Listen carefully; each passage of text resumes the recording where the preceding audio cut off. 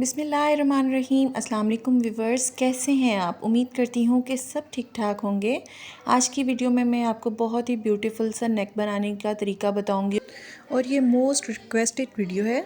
तो चलें जी, time waste किए बिना इसको बनाना स्टार्ट करते हैं। तो इसके लिए सबसे पहले मैंने शर्ट की कटिंग करके इसको उल्टा करके रख लिया है, बिछा लिया है। अब यहाँ पर इसके तीरे वाली जगह पे मैं नेक की ब्रॉडनेस लूँगी। तो ये 8 साल की बच्ची का नेक है, तो यहाँ पर मैं इसकी 2.25 ब्रॉडनेस ले रही हूँ।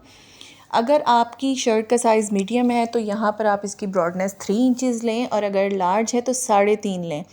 इससे ज़्यादा ब्रॉडनेस नहीं आपने लेनी, क्योंकि ये नेक जो है बिल्कुल बैन की तरह होता है, तो ये पूरा पूरा अच्छा लगता है। डेप्थ जो है इसकी मैंने 2.25 इंच ली है। आप 4 से 4.5 इंच तक लेके जा सकते हैं, इससे ज़्यादा ना हो। अब यहाँ पर इसको मैंने शेप दे देनी है, राउंड शेप।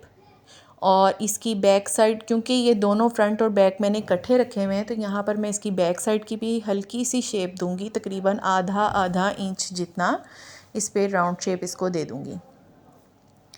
अच्छा, आप जब भी कोई चीज़ सीखना चाहते हों तो उस वीडियो को फुल वॉच किया करें, तसल्ली से देखा करें, तभी हर बात जो है वो अच्छे से समझ आती है। और अगर वीडियो अच्छी लग रही हो तो इसको लाइक और शेयर भी ज़रूर किया करें और कमेंट ज़रूर किया करें। यहाँ नेक की कटिंग हो चुकी है। अब यहाँ पर मैंने इसकी स्लिट बनानी है, तो मैं इसको 7 इंचज़ तक स्लिट बनाऊँगी। आप देख लें अपने साइज़ के अकॉर्डिंग। यहाँ पर मैं चिप्स लूँगी, आधा इंच फोल्ड करके मैंने यहाँ पर 8 इंच जितनी लॉन्ग मैंने ये जो है स्लिट तैयार की है। अब इसके अंदर एक एक सूत का मार्जिन छोड़ते हुए मैंने निशान लगा लिए हैं 7 इंचज़ तक, ठीक है।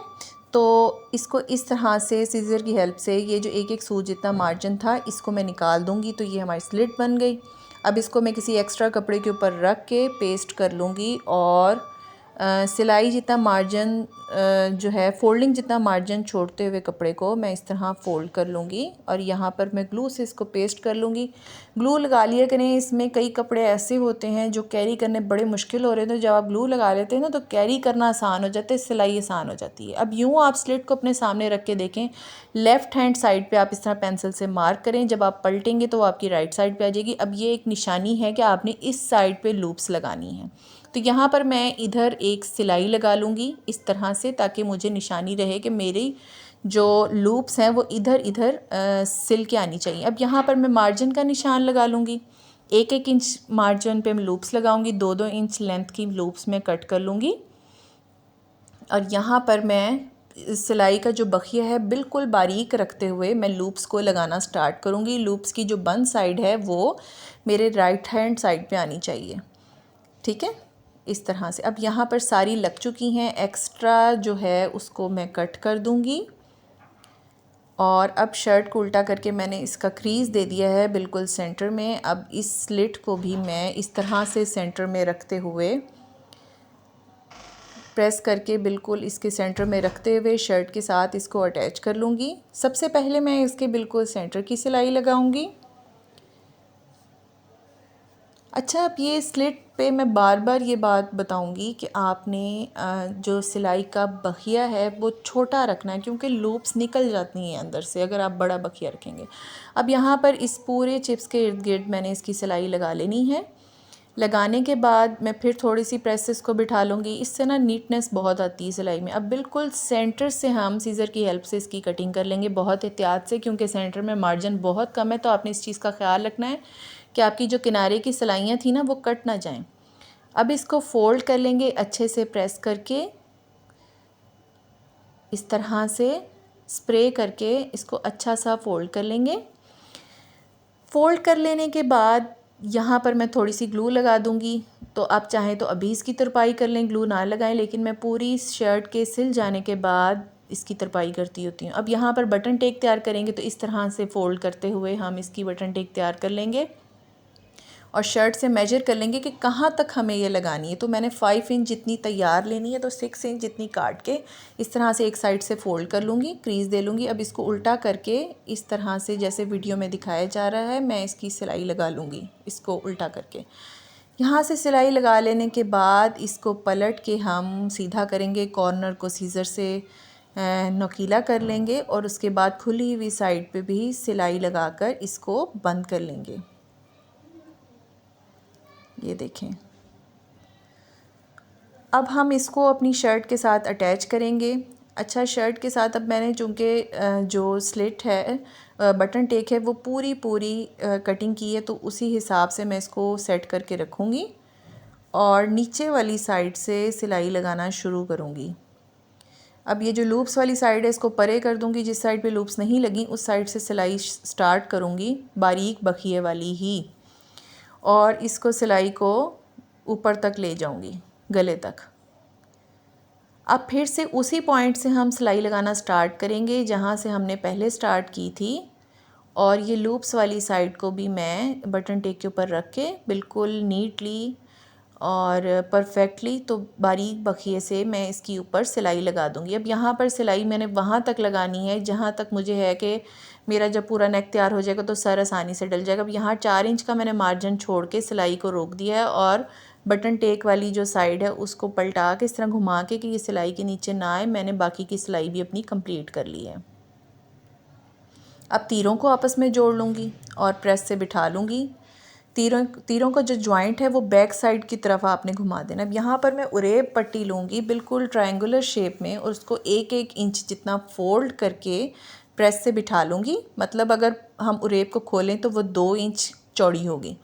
फिर इसको काट लूँगी, तो ये हमारी उरेब तैयार हो चुकी है। अब यहाँ पर जो इसकी तिरछी साइड थी इसको कट करके इवन आउट कर लेंगे, और अब हम इसको अपनी शर्ट पे अटैच करना शुरू करेंगे। अब यहाँ पर मैंने सिलाई मशीन के नीचे अपनी शर्ट रख ली है और इसको उल्टा करके रखा है, और स्लिट वाली साइड से इसको हम सीना शुरू करेंगे। यहाँ पर आधा इंच हमने उरेब को शर्ट से बढ़ा के रखा है, और हमने एक तकरीबन आधा इंच से थोड़ा कम हमने मार्जिन छोड़ते हुए इसको अपने नेक के साथ अटैच करना स्टार्ट करना है।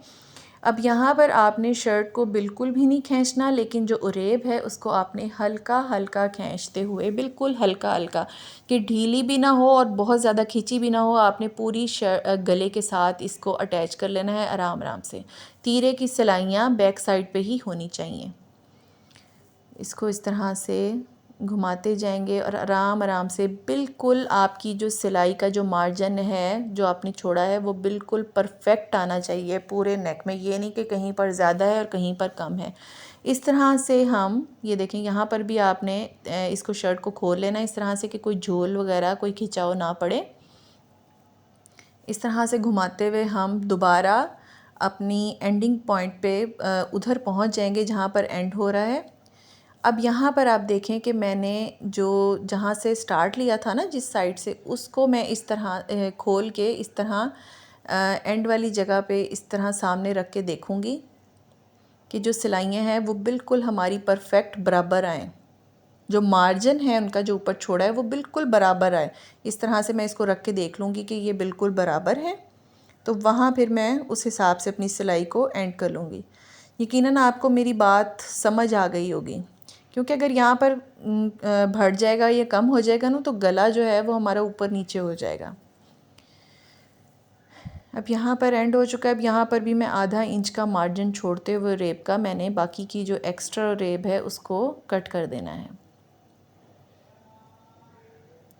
कट कर लेने के बाद अब हम इसको प्रेस करेंगे इस तरह से, शर्ट को उल्टा रख के ये जो जॉइंट है ना हमारा शर्ट का और रेब का, उसको मैंने प्रेस से बिठा लेना है अच्छे से नीटली।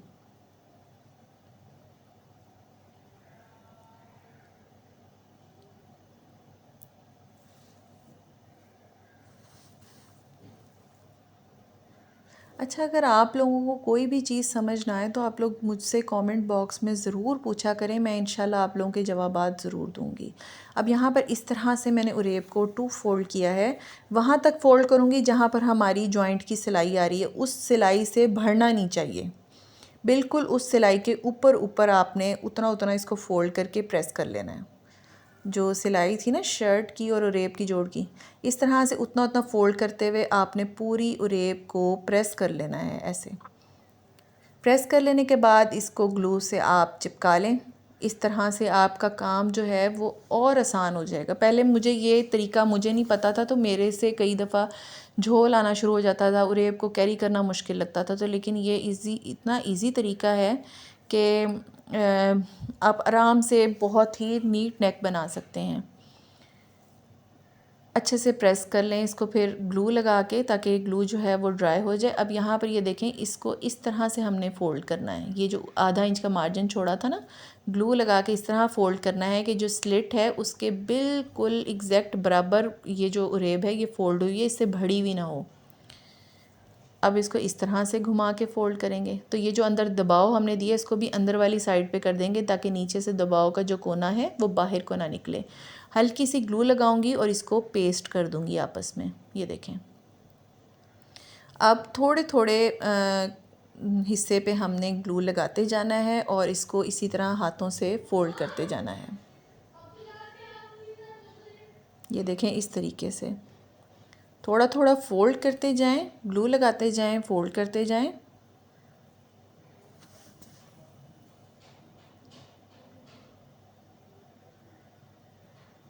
और इस तरह से पूरे नेक को हम कंप्लीट कर लेंगे।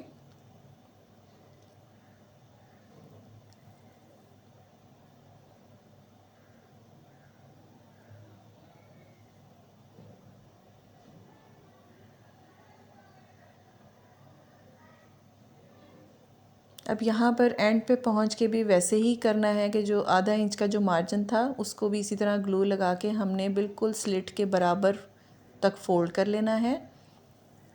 और ये जो दबाव है, ये अगर आपका इसका कोना, दबाव का कोना बाहर को निकल रहा तो आप उसको भी घुमा के थोड़ा सा अंदर की साइड पे इस तरह से कर सकते हैं। अच्छा, अब यहाँ पर लूप्स लगी हुई हैं और हमने अपने बैन में भी लूप लगानी है, तो इस तरह से लूप को अंदर रख के बिल्कुल नीचे वाली लूप्स के बराबर रखना है आपने, कि उतनी ही लूप हो जितनी आपकी बाकी की लूप्स हैं। तो उधर भी ग्लू लगा के आपने इसको फ़ोल्ड कर देना है। तो ये देखें। अच्छा, अब इसको इस तरह से फ़ोल्ड कर लेने के बाद हम इसको प्रेस कर लेंगे।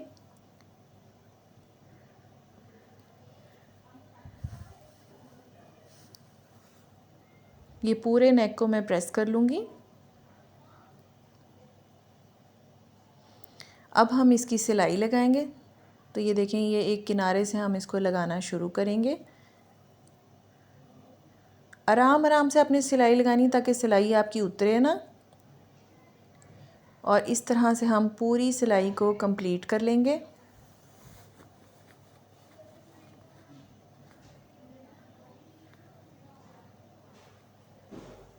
पूरी सिलाई को कंप्लीट करते हुए हम इसके किनारे पे पहुंच जाएंगे। जब लूप वाली जगह पे हम पहुंचेंगे तो हम अपनी सिलाई को 2 से 3 दफ़ा घुमाएंगे, ताकि जो लूप है वो सिक्योर हो जाए, अच्छे से निकले ना बीच में से।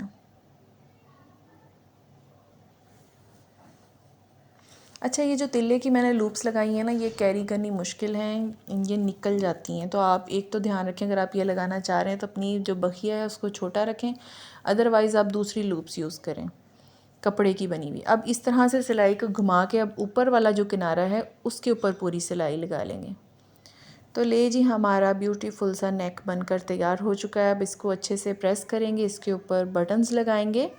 उम्मीद है कि आज की वीडियो पे आपको बहुत अच्छी लगी होगी। वीडियो अच्छी लगी है तो इसको लाइक और शेयर करना मत भूलें, और चैनल पे नए तो चैनल को सब्सक्राइब कर लें। इंशाल्लाह मिलते हैं फिर किसी नई वीडियो में। तब तक के लिए अपना बहुत सा ख्याल रखिएगा। अल्लाह हाफ़िज़।